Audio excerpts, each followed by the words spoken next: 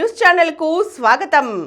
ఈనాటి ముఖ్యాంశాలు: అమరావతికి కొత్త ఊపు, సామ్యవాద లౌకిక పదాలపై అభ్యంతరాలు అర్ధరహితం, విచారణకు ఆర్జీవీ గైర్హాజర్, అరెస్టు చేసేందుకు హైదరాబాదుకు ఏపీ పోలీసులు, మతరహిత సమాజ స్థాపనకు ఘోర విశేష కృషి, 9 మంది ప్రముఖులకు పట్టాభి పురస్కారాలు, పార్లమెంటులో నేడు రాజ్యాంగ ప్రత్యేక కార్యక్రమం, వసతి గృహం స్నానపు గదుల్లో రహస్య కెమెరాలు లేవు, రక్తహీనతను హార్మోన్ సమస్యలను తగ్గించే అంజీరా.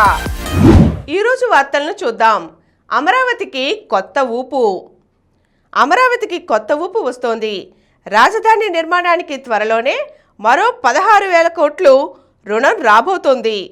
హడ్కో, జర్మనీకి చెందిన KfW డెవలప్మెంట్ బ్యాంకులు కన్సార్షియంగా ఏర్పడి ఈ రుణాలు ఇవ్వనున్నాయి. ఇందులో హడ్కో 11,000 కోట్లు, KfW బ్యాంక్ 5,000 కోట్లు రుణం ఇచ్చేందుకు సూత్రప్రాయంగా అంగీకరించాయి. వాటితో సంప్రదింపుల ప్రక్రియ మరో 15-20 రోజుల్లోనే కొలిక్కి వస్తుందని భావిస్తున్నారు. ఈ అంశాలపై హడ్కో, KfW బ్యాంకులతో సంప్రదింపులు జరిపేందుకు CRDA కమిషనర్ కాటమనేని భాస్కర్కు ప్రభుత్వం పూర్తి అధికారాలు ఇచ్చింది. సామ్యవాద లౌకిక పదాలపై అభ్యంతరాలు అర్ధరహితం. భారత రాజ్యాంగానికి 1976లో చేసిన సవరణను సవాల్ చేస్తూ దాఖలైన పిటిషన్లను తోసిపుచ్చుతూ సుప్రీంకోర్టు ధర్మాసనం సోమవారం కీలక తీర్పు వెలువరించింది.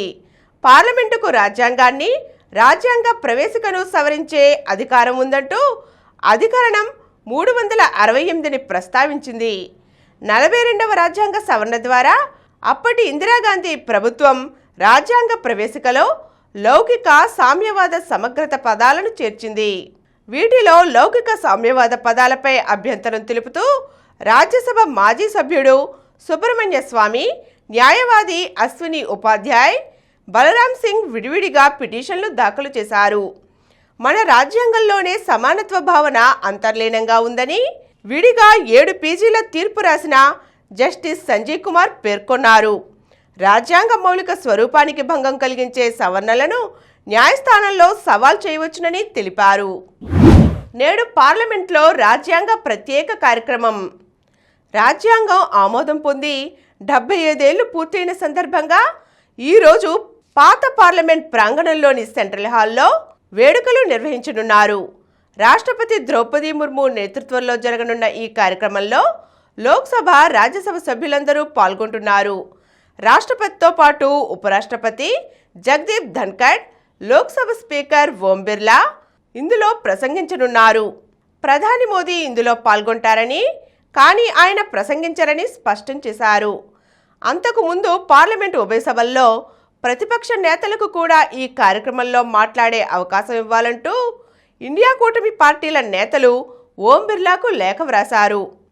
భారత రాజ్యాంగం ఆమోదం పొంది 75 ఏళ్లు పూర్తి చేసుకున్న సందర్భంగా కేంద్ర ప్రభుత్వం https://constitution75.com పేరిట ప్రత్యేక వెబ్సైట్ను రూపొందించింది. అందులో రాజ్యాంగ పరిషత్ చర్చలు, నివేదికలు అందుబాటులో ఉంటాయని కేంద్ర సాంస్కృతిక శాఖ పేర్కొంది. నేటి నుంచి ఏడాది పొడవునా వేడుకలు నిర్వహించనున్నట్లుగా వెల్లడించింది. ముఖ్యమంత్రి అభ్యర్థిపై ఎటూ తేల్చుకోలేకపోతున్న మహాయుతి. మహారాష్ట్ర ముఖ్యమంత్రి అభ్యర్థి ఎవరనే విషయంలో మహాయుతి కూటమిలో మహాడ్రామా కొనసాగుతోంది. మంగళవారంలోగా ప్రభుత్వాన్ని ఏర్పాటు చేయవలసిన అనివార్యత ఉందనే వార్తలుస్తున్నా సోమవారం రాత్రి దాకా ఎటువంటి నిర్ణయం తీసుకోలేదు. భాజపా నుంచే ముఖ్యమంత్రి అభ్యర్థి ఉండాలని ఆ పార్టీ అధిష్టానం అంటుండగా బీహార్ ఫార్ములా ప్రకారం ఏక్నాథ్ షిండేను కొనసాగించాలని శివసేన పట్టుబడుతోంది. దీంతో పీటబుడి పడినట్లు తెలుస్తోంది. మరోవైపు భాజపాకు అవకాశం ఇస్తే దేవేంద్ర ఫడ్నవీస్ ముఖ్యమంత్రి అవుతారా అన్న దానిపై స్పష్టత లేదు. సీఎం రేసులో ముందంజలో ఉన్న ఫడ్నవీస్ పార్టీ అధిష్టానంతో చర్చించేందుకు ఢిల్లీని చేరుకున్నారు. వసతి గృహం స్నానపు గదుల్లో రహస్య కెమెరాలు లేవు. రాష్ట్ర వ్యాప్తంగా సంచలనం రేకెత్తించిన గుడ్లవల్లేరు ఇంజనీరింగ్ కళాశాలలోని బాలికల వసతి గృహం స్నానపు గదుల్లో రహస్య కెమెరాలు ఉన్నాయనే ఘటన పూర్తిగా అవాస్తవమని అధికారులు నిగ్గు తేల్చారు. స్నానపు గదుల్లో ఎలాంటి కెమెరాలు లేవని, ఒక్క వీడియో కూడా రికార్డు కాలేదని, పక్కా ఆధారాలతో సహా తేలిందని కృష్ణా జిల్లా కలెక్టర్ బాలాజీ, ఎస్పీ గంగాధర్రావు ఒక ప్రకటనలో స్పష్టం చేశారు. 3 ఐపీఎస్ అధికారులతో ప్రత్యేక బృందాన్ని నియమించి దర్యాప్తు చేయించారు. ఒకవైపు విద్యార్థులను విచారిస్తూ, మరోవైపు నిపుణుల పర్యవేక్షణలో వసతి గృహంలో అణువణువు జల్లెడ పెట్టారు. సేకరించిన ఆధారాలను ఫోరెన్సిక్ పరీక్షలకు పంపించారు. నెట్వర్క్ సిస్టమ్స్, కంప్యూటర్లు, సెల్ ఫోన్లను క్షుణ్ణంగా పరిశీలించారు. క్లౌడ్ డేటాతో సహా అన్ని కోణాల్లోనూ పరిశీలించాక అసలు ఎలాంటి రహస్య కెమెరాలు స్నానపు గదుల్లో లేవని నిర్ధారణకు వచ్చారు. జగన్పై సిబిఐ విచారణ చేయించాలి. విద్యుత్ కొనుగోళ్ల ఒప్పందం వ్యవహారంలో గౌతమ్ అదానీ నుంచి 1,750 కోట్ల ముడుపులు అందుకున్న మాజీ ముఖ్యమంత్రి జగన్పై సిట్టింగ్ జడ్జి సిబిఐతో విచారణ చేయించాలని కాంగ్రెస్ రాష్ట్ర అధ్యక్షురాలు వైఎస్ షర్మిల డిమాండ్ చేశారు. లంచాలు తీసుకున్నారని, స్కీమ్ల కోసం స్కామ్లకు పాల్పడ్డారని అమెరికాకు చెందిన దర్యాప్తు సంస్థలు ఇప్పటికే నిరూపించాయని తెలిపారు. ఈ అక్రమ ఒప్పందంతో 25 ఏళ్ల పాటు రాష్ట్ర ప్రజలపై సుమారు 1.5 లక్షల కోట్ల భారం పడనున్న నేపథ్యంలో వాటిని తక్షణమే రద్దు చేయాలని కోరారు. ఈ మేరకు ముఖ్యమంత్రి చంద్రబాబుకు సోమవారం ఆమె బహిరంగ లేఖ వ్రాశారు. విచారణకు ఆర్జీవీ గైర్హాజర్. వివాదాస్పద సినీ దర్శకుడు రామ్ గోపాల్ వర్మ విచారణకు హాజరు కాకపోవడంతో ఆయనను అరెస్ట్ చేసేందుకు ఏపీ పోలీసులు సిద్ధమయ్యారు. ఇందులో భాగంగా ఒంగోలు పోలీసులు సోమవారం నాడు హైదరాబాద్ జూబ్లీ హిల్స్లోని వర్మ నివాసానికి వచ్చారు. ఆయన అందుబాటులో లేకపోవడంతో విస్తృతంగా గాలిస్తున్నారు.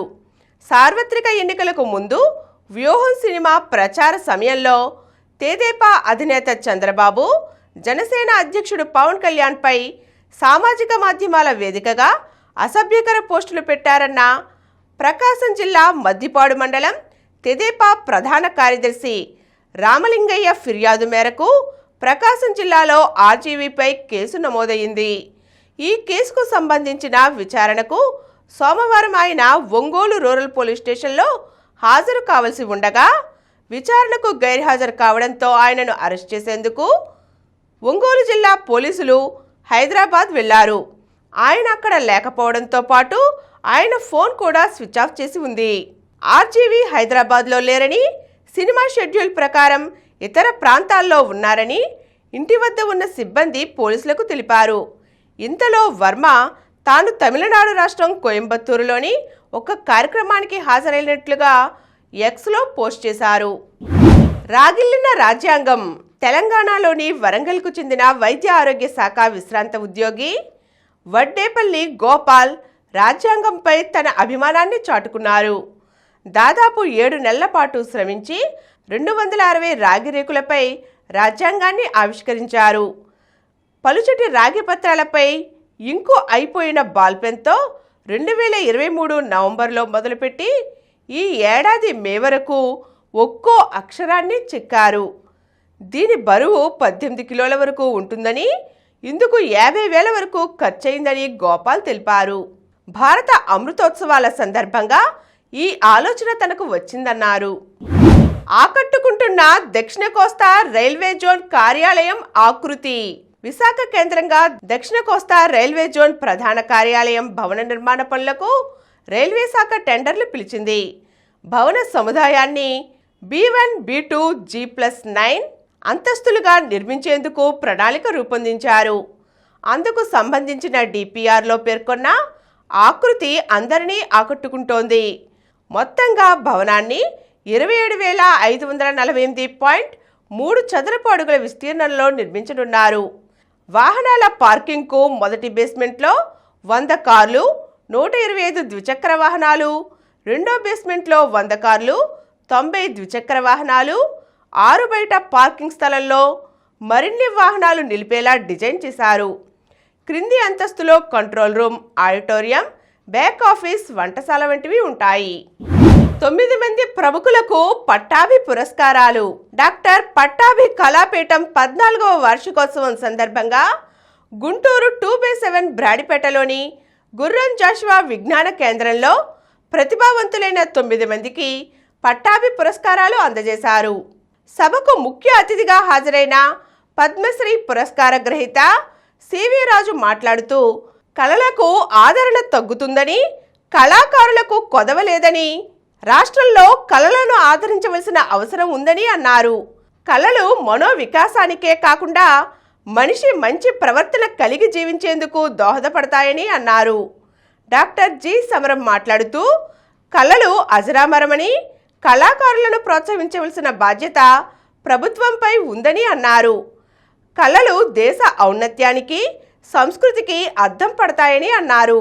అనంతరం మీడియా విభాగంలో ప్రముఖ వైద్యులు డాక్టర్ సమరం గారు ప్రారంభించిన యూట్యూబ్ ఛానల్స్కు ఉత్తమ ఛానల్స్ అవార్డుతో సత్కరించారు. అలాగే స్త్రీ శక్తి అవార్డు కింద గద్వాలకు చెందిన డాక్టర్ ఝాన్సీ లక్ష్మి గారు, ఇంకా A Manasa, doctor L Varalakshmi, doctor B Anjaiah, doctor CH Swarajyalakshmi, G Ratnasri, doctor KV Anantasayanam, doctor Vajragiri Jaspin, doctor MBD శ్యామలను పట్టాభి పురస్కారాలతో సత్కరించారు. మతరహిత సమాజ స్థాపనకు గోరా విశేష కృషి. మతం మనిషిని బానిసగా మారుస్తుందని, స్వేచ్ఛగా శాస్త్రీయంగా ఆలోచింపనివ్వదని, మతరహిత సమాజమే పురోగతికి తోడ్పడుతుందని కోట్లాది ప్రజలకు వివరించి ఆచరించిన మహనీయుడు గోపరాజు రామచంద్రరావు గోరా అని ప్రముఖ వైద్యులు డాక్టర్ జి సమరం కొనియాడారు. గుంటూరులోని జనచైతన్య వేదిక హాల్లో గోరా జీవిత ప్రస్థానంపై జరిగిన సభలో ఆయన ముఖ్య అతిథిగా హాజరై ప్రసంగించారు. సనాతన బ్రాహ్మణ కుటుంబంలో జన్మించిన గోరా సమాజ మార్పునకు నాస్తికత్వం, గాంధీజీ బోధనలు దోహదపడతాయని నమ్మి జీవితాంతం ఆచరించారు అన్నారు. అంటరానితనం, సామాజిక అసమానతలు, మూఢనమ్మకాలపై నిరంతరం ప్రజలను జాగృతం చేశారన్నారు. మాజీ మంత్రి డొక్కా మాణిక్య వరప్రసాద్, జన చైతన్య వేదిక రాష్ట్ర అధ్యక్షుడు వల్లన్రెడ్డి లక్ష్మణరెడ్డి, కాంగ్రెస్ పార్టీ సీనియర్ నేత, మాజీ ఎమ్మెల్యే లింగంశెట్టి ఈశ్వర్రావు, మానవతా చైర్మన్ పావులూరి రమేష్, నేస్తం సహ వ్యవస్థాపకులు బి ధనుంజయ రెడ్డి, గాంధేయవాది యోగా శిక్షకులు ఇందుశేఖర్, హేతువాది చంద్రశేఖర్ తదితరులు ఈ సభలో ప్రసంగించారు.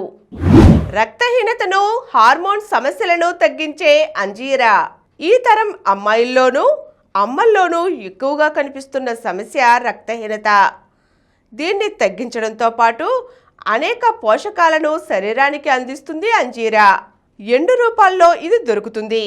ఇందులో విటమిన్ బితో పాటు ఐరన్, కాల్షియం, ఇతర ఖనిజాలు పుష్కలంగా ఉంటాయి.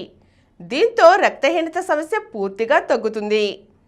వయసు పెరిగే కొద్దీ మహిళల్ని వేధించే మరో సమస్య హార్మోన్ అసమతుల్యత. దీన్ని క్రమబద్ధీకరించడంలో అంజీర పండ్లు చక్కగా పనిచేస్తాయి. మెనోపాజ్ ఇబ్బందుల్ని తగ్గిస్తాయి. చెడు కొలెస్ట్రాల్ను తగ్గించి రక్తపోటును అదుపులో ఉంచుతాయి.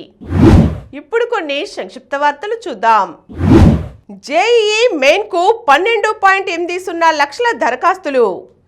జేఈఈ మెయిన్ దరఖాస్తు గడువు ఈ నెల 22వ తేదీతో ముగియగా ఈ పరీక్షకు దేశవ్యాప్తంగా దాదాపు 12.80 లక్షల మంది దరఖాస్తు చేసుకున్నారు.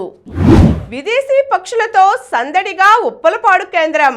సైబీరియా దేశం నుంచి గుంటూరు వరకు వలస వచ్చాయి ఎన్నో పక్షులు. వేల కిలోమీటర్లు ప్రయాణించి ఉప్పలపాడు విడిది కేంద్రానికి చేరుకున్నాయి. ఇలా ప్రారంభం, అలా వాయిదా. ఉభయ సభల్లో విపక్షాల నిరసనలు. రేపటికి వాయిదా పడ్డ పార్లమెంటు. మళ్లీ అగ్రస్థానానికి భారత్. స్వదేశంలో న్యూజిలాండ్ చేతిలో వైట్ వాష్కు గురై ప్రపంచ టెస్ట్ ఛాంపియన్షిప్ పాయింట్ల పట్టికలో అగ్రస్థానాన్ని కోల్పోయిన భారత్ తిరిగి ఆ ర్యాంకును దక్కించుకుంది. బోర్డర్ గవస్కర్ ట్రోఫీలో భాగంగా పెర్హ్లో జరిగిన తొలి టెస్టులో ఆస్ట్రేలియాను 295 పరుగుల తేడాతో చిత్తుగా ఓడించిన టీమిండియా 61.1 విజయ శాతంతో నంబర్ 1గా నిలిచింది. ఇటలీదే Davis cup. Defending champion Italy Davis కప్ను నిలబెట్టుకుంది. ఫైనల్లో నెదర్లాండ్స్ను ఓడించింది. పుంజుకున్న ముంబా. ప్రో కబడ్డీ సీజన్ 11లో గత మ్యాచ్లో ఓటమి చవిచూసిన యు ముంబా మళ్లీ విజయబాట పట్టింది. సోమవారం నాడు బెంగళూరు బుల్స్ను ఓడించింది. గుకేష్ పరాజయం. ప్రపంచ చెస్ ఛాంపియన్షిప్లో భారత గ్రాండ్ మాస్టర్ గుకేష్కు పేలవ ఆరంభం ఎదురయ్యింది. మిడిల్ గేమ్లో తడబడ్డ అతడు తొలి రౌండ్లో డిఫెండింగ్ ఛాంపియన్ డింగ్ లిరెన్ చేతిలో పరాజయం పాలయ్యాడు. మరిన్ని వార్తా విశేషాలతో రేపటి సమరం న్యూస్లో తిరిగి కలుద్దాం. Thank you.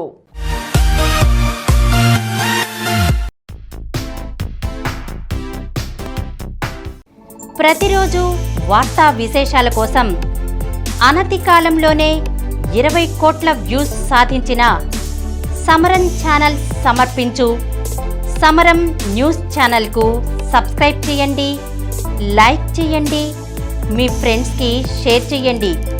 అలాగే ప్రక్కనున్న గంట సింబల్ని ప్రెస్ చేయడం మర్చిపోకండి.